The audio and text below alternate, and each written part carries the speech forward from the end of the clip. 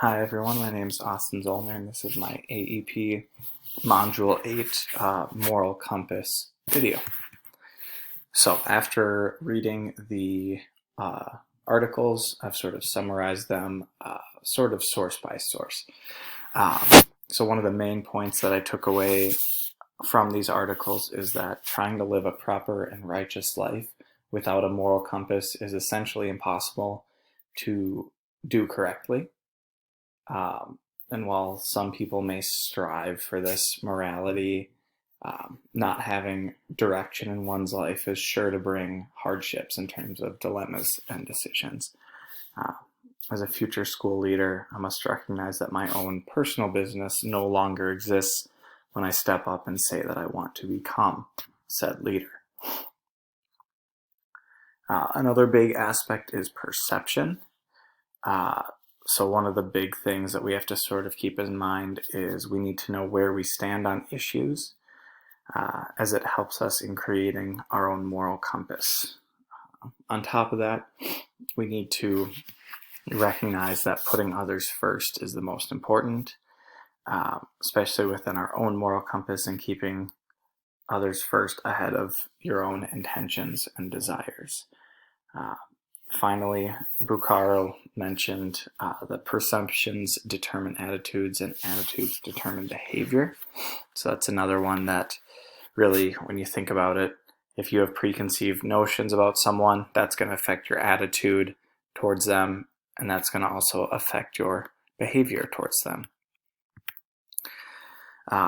Again, another issue is striking that heart and brain balance, where you have to figure out, okay, is this the right thing to do versus what's the easy thing to do? And it's kind of that sort of decision of, okay, where can I find that middle ground? Especially if your brain is telling you to do one thing and trying to override it with that internal ethical sort of compass.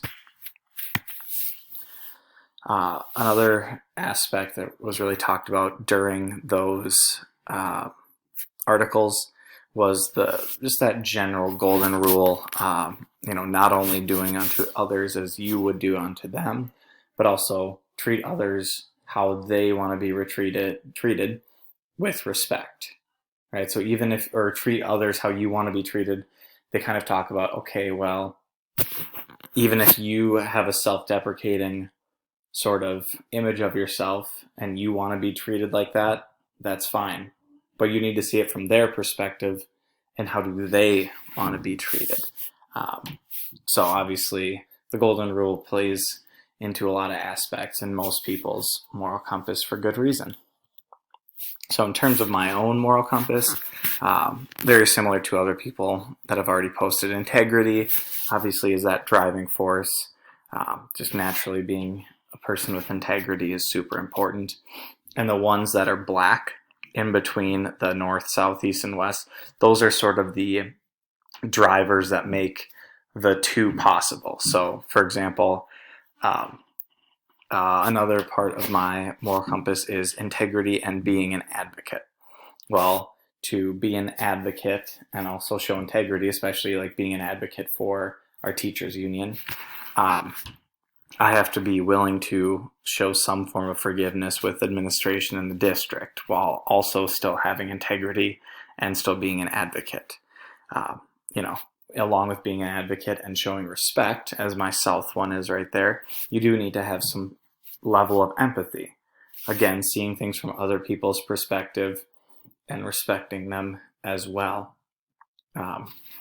Another big one is my eastern compass aspect, and that is financial independence. Basically, the whole premise is that we as a society overconsume media and things, and just everything has gotten out of control. Financial independence is essentially making smart financial decisions with your money, and it sets you up for a much, much better life. And it's really not that challenging. It's just kind of basic information that a lot of people have not heard before. And I think I am so passionate about this being on my compass because that alone has really sort of changed my life and my outlook on life. And just knowing that, money is something that no one really wants to talk about, but it's a very, very important aspect in everyone's lives. So along with financial independence and respect going hand in hand, I put philanthropy, because when people are smarter about the way they spend their money and save their money, and they have respect for other people, they're more willing to volunteer their time and volunteer their money and overall help build up the community. And then finally, with financial independence and integrity, to be financially independent, you're going to want to be someone that has integrity. So you're spending this surplus of money or putting it towards good causes. And along with that, you're going to want to have knowledge about how do I keep earning more money in the best possible way, and what are other ways that I can help other people in the community with this asset of mine. So here are my references from the required readings in APA order. And then I'll just briefly touch on the addendum here. So with the standard correlation, it correlated to the standards because I was modeling, or you learn to model ethical behavior and cultivate ethical behavior in others. It increased my content knowledge of what moral compasses were, and how to make one and how it can be useful. And it helped me be aware of my own perceptions on what not only that I'm good at, but also things that were lacking on my compass that I don't really think about.